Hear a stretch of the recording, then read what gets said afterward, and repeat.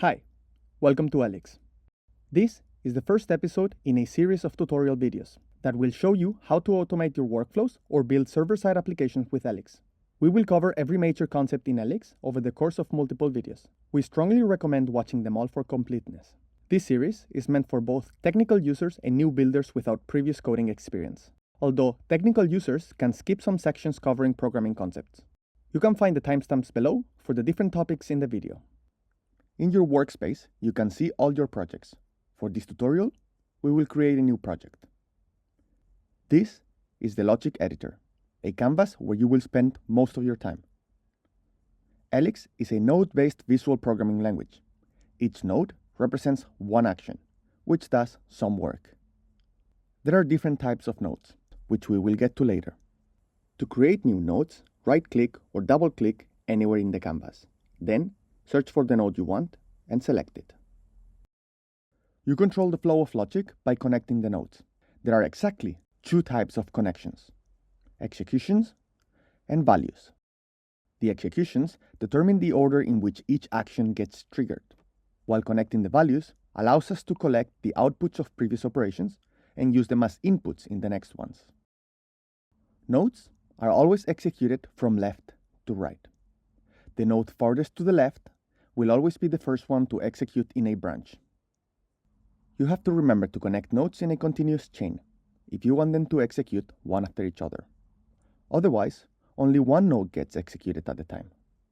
If the execution of an operation is connected to by multiple ancestor nodes, it will wait for all of them. If two nodes are called by the same ancestor and have no other relation to each other, they will be executed in parallel, meaning at the same time. Nodes get executed by others if they are connected to their left place socket, and execute others from their right success and error sockets. The success and error sockets determine whether a node executes subsequent nodes when its own execution succeeded or when it failed. Operations might error for any number of unpredictable reasons. For example, if we use the send email operation, it might fail because the internet connection dropped, or the email address is not found, or the values of its inputs are not valid. If that happens, we might want to connect a new node to its error socket to store some information about the error and retry later. Or if it succeeded, we might want to carry on doing some extra work. If an operation fails, you can optionally uncover a hidden error output, which will contain data about the error. This output remains empty if the execution succeeds. You pass its value along like any other output, but it can only be connected to its own parent's error branch. That is, any later nodes that trace their executions back to the parent's error socket. You cannot connect any execution or values between any nodes in an error branch and nodes on the success branch. Let's talk briefly about handling errors. Besides connecting other nodes to error branches, we can also make the full branch execution end when there is any error. We do this by changing the error socket from caught to uncaught.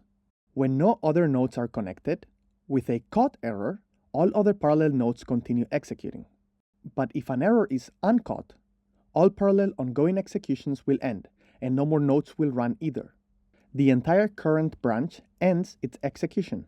Again, this is only an option if no nodes are connected to the error socket. This is also only relevant if there are parallel executions. If the node throwing the error is the last one, or all subsequent nodes are connected to it, having a caught or uncaught error does not make a difference, because the branch will anyways end there. So far, we have only worked with one node type, the operation. It is time to introduce our next node type, the condition. As their name indicates, condition nodes control the flow of logic based on whether a condition or group of conditions is met.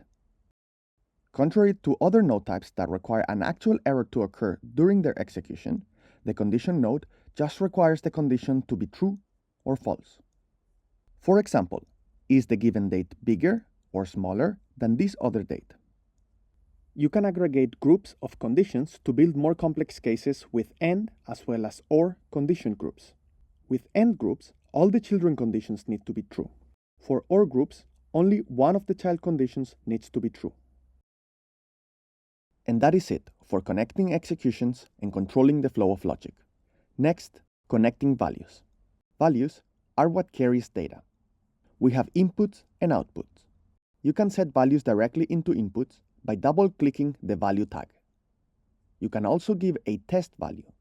The difference is that test values, indicated with a purple tag, are temporary and will only be used in the canvas. They will be ignored when the project is published and are intended to help you test your logic quickly with different values. Inputs can only be connected to from their left. So instead of being given a value manually, it can retrieve it from an earlier node. While outputs can only connect to other inputs on their right. Outputs cannot be given values manually. Their values are always the result of the parent node's execution. Operations always have a main value output, which carries all of its outputted data. But in cases where the operation returns more complex data, you also have access to a subset of more specific outputs, which each contain only a part of the full value. You cannot connect inputs or outputs to execution sockets, and you cannot connect execution sockets to inputs or output sockets. The connections between outputs and inputs don't do anything on their own. They require the parent node to execute for the exchange of values to happen. For example, here we have a math addition operation, which sums two numbers, and its result, or main output, connects to one of the inputs, in this case, the dividend, of a math division operation. If we connect the resulting output of the sum into the division's input, they haven't actually passed their value yet, but rather create a connection so the system knows the values should be inherited once the parents execute. In other words, you are setting up the instructions, not carrying out the actual transfer of values. We can put all of this together and test our logic.